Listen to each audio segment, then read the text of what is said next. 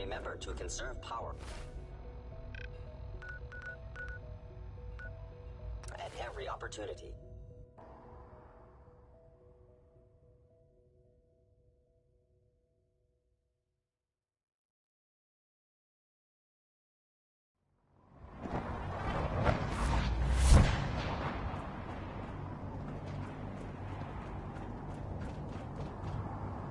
Unless you like getting shot.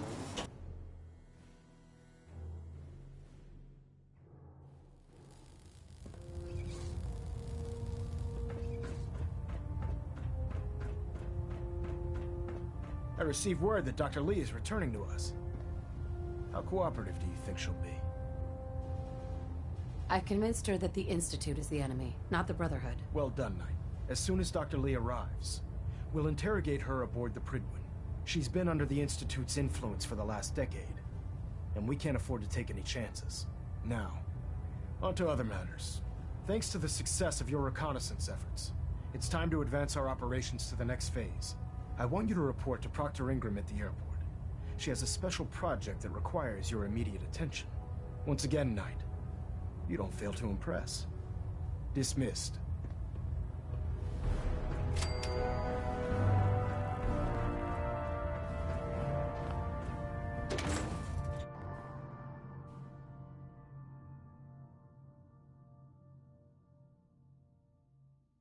Watch your step.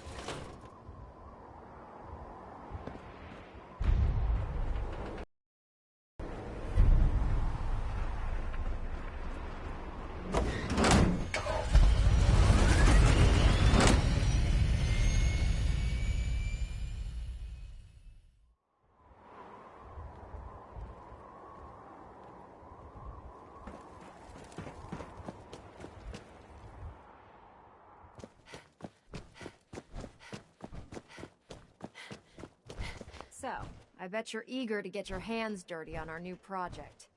How much has Maxon told you about it? Why all the secrecy? We're pouring every resource we have into this thing. We can't risk tipping off the Institute. For now, the fewer people that know about it, the better. Come on, it's this way. Unless you're blind as a bat, I'm sure you've noticed that we've been building a gantry on the tarmac. Maxon and Kells have been looking for something that'll tip the balance when we go toe-to-toe with the Institute. Now, the Prydwen might be a big beast, but she's not built for fighting. That's where our new project comes in.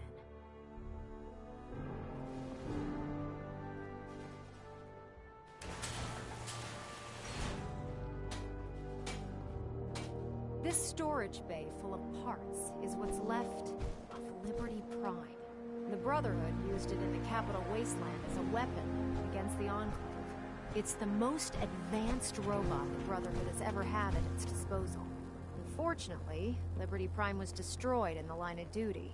I've spent the better part of the last few years piecing him back together. And if you think that was easy, try rebuilding a Protectron while you're blindfolded. In order to get Liberty Prime fully operational, we're going to need your help.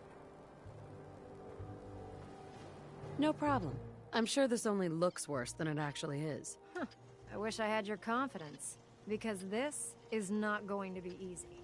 Now, the good news is that we've got most of Prime's parts fully assembled. The bad news is that it's going to take more than a few rivets and some spot welding to get them working again. And the first problem is his CPU. It's fragile, and every time we try to feed power to it, it blows itself out. There's gotta be a way to solve that. I do all the maintenance on the Prydwen, so you'd think it'd be a snap. As much as I hate to admit it, Prime's power systems are out of my league. Luckily, you were able to convince Dr. Madison Lee to return to the Brotherhood. She was on the original build team for Liberty Prime a little over a decade ago. I've already spoken to her, but she's reluctant to work on Prime for some reason. If you could get her down here to lend a hand with his power system, we can get the big guy moving.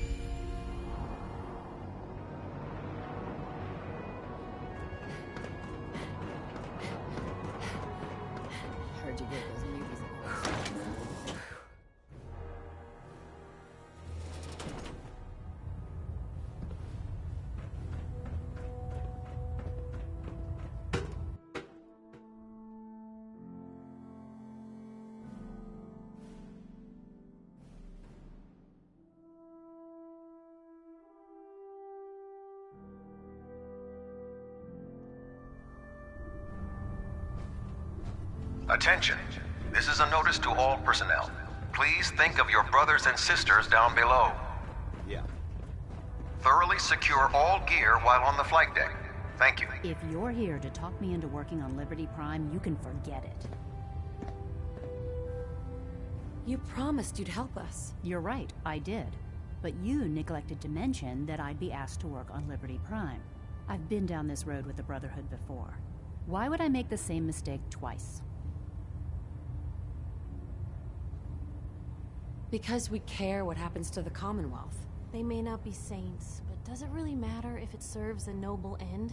You know, if anyone else wearing a Brotherhood of Steel uniform said something like that, I'd laugh in their face. But coming from you, it sounds like you actually mean it. Tell Proctor Ingram to get her scribes ready. It's going to take a hell of a lot of work to get Liberty Prime back online, but we'll get it done.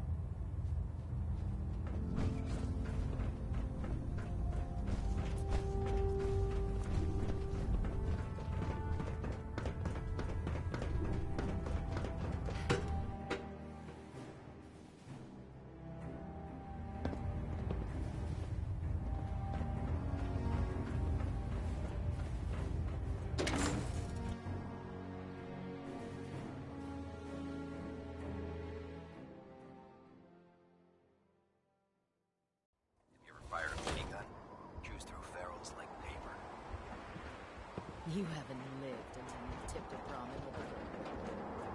That's a challenge.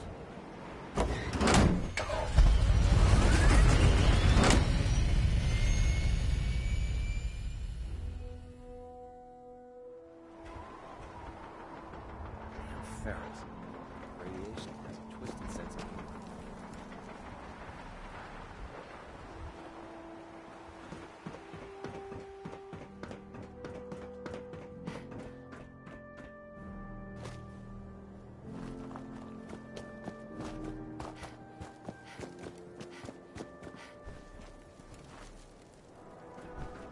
Ingram? Well, things are off to a good start. Isn't that right, Doctor? I hope so.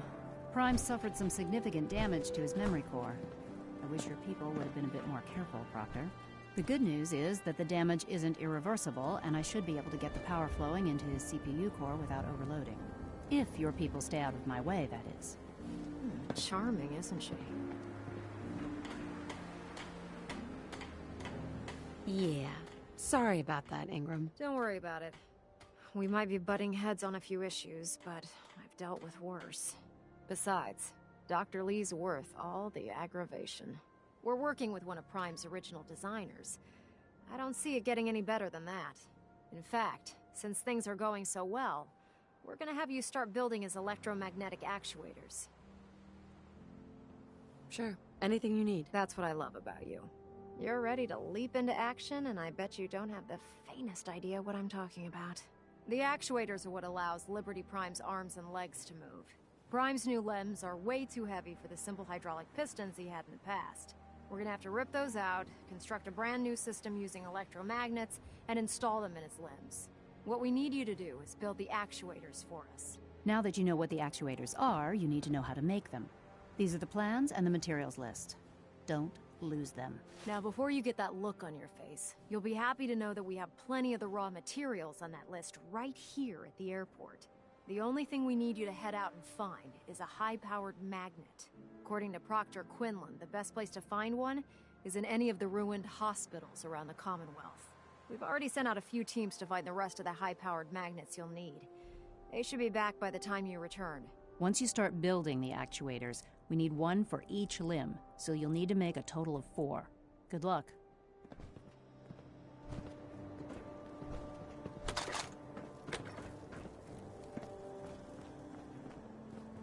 In my experience, hotshots and big mouths end up with closed casket funerals.